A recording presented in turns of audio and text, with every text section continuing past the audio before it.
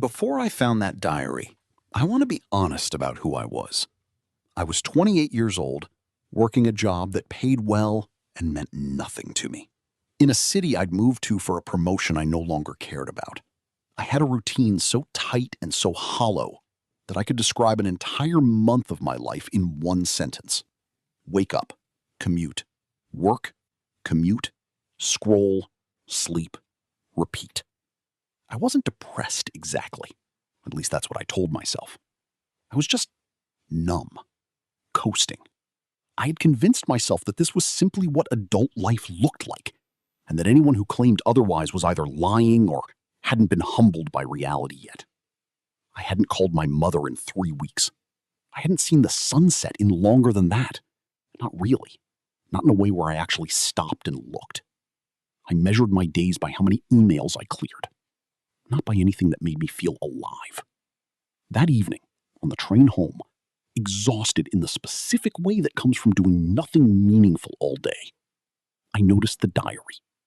The cover was worn brown leather, the kind that had clearly been carried around for years, opened and closed thousands of times. No name, no address, just initials pressed faintly into the corner. EM. I told myself I'd open it just to check for a name or number so I could try to return it. That was the lie I told myself to justify reading someone's private thoughts. The first page had a date from nearly 4 years earlier. The handwriting was small, slanted, careful. Today, the doctor told me I have maybe 2 years left, if I'm lucky. I sat in my car in the parking lot for 40 minutes before I could drive home. I don't know how to feel yet. I think I'll know more once I write it down. I nearly closed the diary right there. It felt too intimate, too much like trespassing into a stranger's most private grief. But I didn't close it. I kept reading, because something about the honesty in those 2 sentences was unlike anything I'd read or felt in years. I read the second entry, then the third. By the time my train stop came, I'd missed it entirely. I rode 2 extra stops just to finish one more page. Over the following pages, a picture of this woman began forming in my mind, entry by entry. Her name, I eventually learned from a later page, was Elena. She was diagnosed with a rare, aggressive form of cancer at 34. She wrote about her diagnosis not with despair, though the despair was clearly there in places, but with a strange, fierce clarity, like someone who had been suddenly, brutally handed a deadline for a life she'd been sleepwalking through, and had decided, somewhere in that parking lot, that she would not sleepwalk through whatever remained time. She wrote about her job, a corporate marketing role she'd hated for 6 years, an uncomfortably similar role, uncomfortably that I currently hated myself. I keep thinking about all the meetings I sat through, nodding along, contributing nothing, dying slowly inside a beige conference room, while somewhere outside that building, the actual world was happening without me. I sat with that sentence for a long time. It described my last 3 years with unsettling precision. She wrote about quitting that job 4 months after her diagnosis. Not recklessly, she was careful to note, but deliberately, because she'd finally understood that the security she'd been protecting by staying wasn't security at all. It was just a slower, quieter way of running out the clock. About a third of the way through the diary, there was a page titled simply, Things I Actually Want. It wasn't a bucket list in the cinematic, skydiving, and Paris sense people imagine. It was smaller, stranger, more specific, and somehow more powerful because of that. She wanted to learn to make her grandmother's bread recipe before she forgot how her grandmother's kitchen smelled. She wanted to apologize to her younger brother for missing his wedding for a work trip she couldn't even remember the purpose of 3 years later. She wanted to spend one entire day doing absolutely nothing productive, without guilt, and actually enjoy it. She wanted to tell her best friend from childhood, who she drifted from over nothing in particular, that she still thought about her constantly. She wanted to watch the sunrise from the same hill she used to hike as a teenager before life got complicated. None of these things cost much money. None of them required elaborate planning.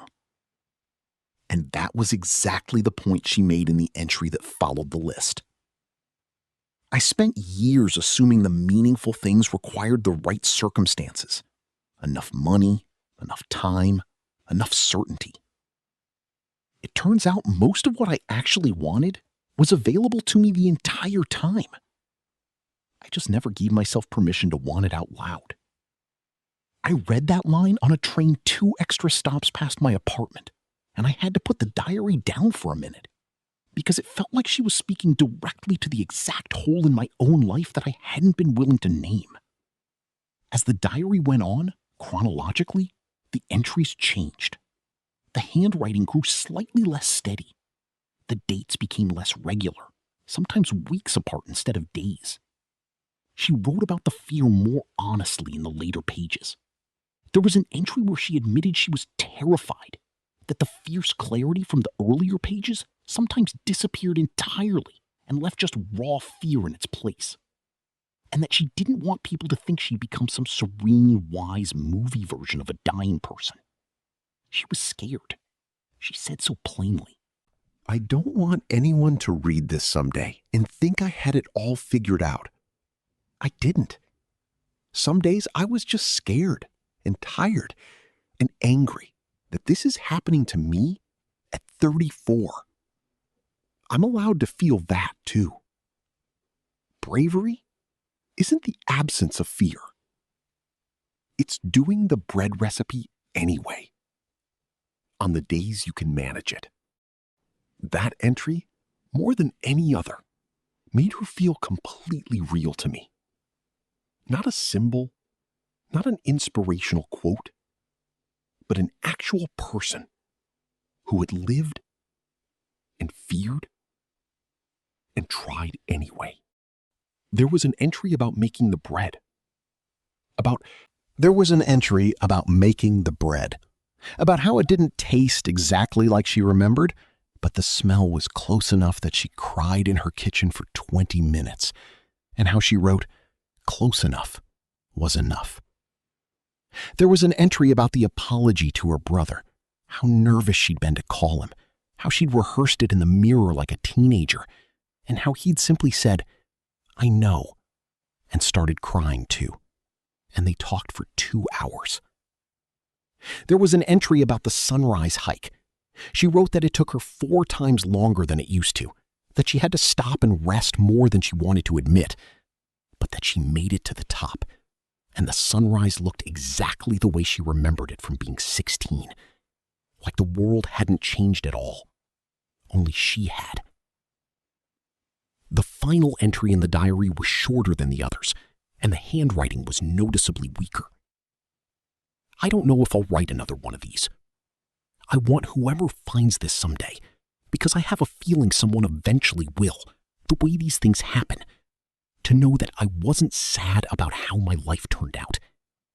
I was sad about how long it took me to actually start living it. If you're reading this and you have more time than I had, please don't waste it the way I almost did. You don't need permission. You don't need certainty. You don't need the right time. You just need to start. There was no entry after that. No explanation of what happened to Elena. No way to know for certain, though the water damage on the later pages, the visible age of the leather, the years between that final entry and the day I found it on a train seat told me enough of the story I needed to understand. I sat on that train, past my stop for a 3rd time, crying quietly in a way I hadn't allowed myself to do in years, holding a stranger's private grief and courage in my hands. And I understood with total clarity that something in me had just permanently changed. I didn't quit my job the next morning in some dramatic, cinematic gesture. That's not how real change usually works, and I don't want to pretend it was.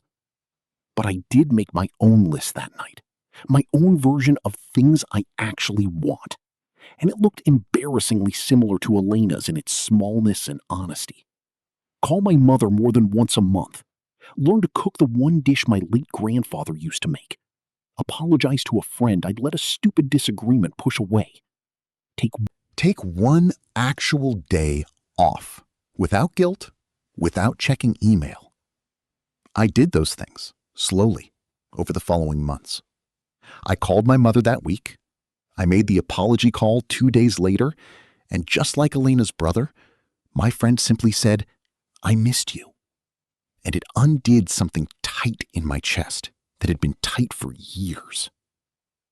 I started applying for jobs in a field I actually cared about. Nothing dramatic, just a lateral move into work that felt less like a beige conference room and more like something I'd choose, even if no one was paying me. It took 4 months. I got the job eventually. I kept the diary. I still have it. I never found out Elena's last name, never found her family, never had a way to return it or tell them what it did for me. I've thought about that a lot, about how she wrote it never knowing if anyone would ever read it, and yet it reached